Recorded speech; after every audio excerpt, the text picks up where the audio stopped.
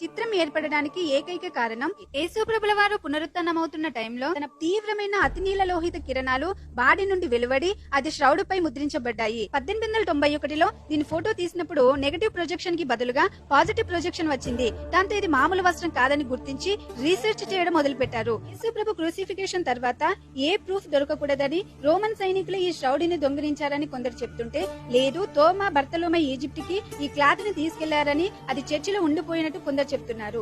తర్వాత వచ్చిన ముస్లిం పాలకులు చర్చిలను ధ్వంసం చేసినప్పుడు ఇది దొరికిందని, ఆస్ట్రియా దేశంలో ఒక రాణి దగ్గరికి ఆ ప్రేత వస్త్రం వెళ్లిందని, తర్వాత దాన్ని ఇటలీలోని ఒక ఫ్యామిలీకి బహుకరించినట్లు తెలుస్తుంది. 1453లో జియోఫ్రేడీ చామ్లీ మన్వరాలు మార్గరెట్ శ్రౌడ్ ని చాంబెర్లీలోని ద హౌస్ ఆఫ్ సెవోయ్ కి ఇచ్చింది.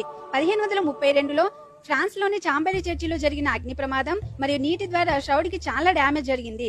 ఆ మరకలు ఇప్పటికీ ఉన్నాయి. 1578లో సావోయ్ నుండి ఇటలీలోని టూరిన్ కి తరలించారు.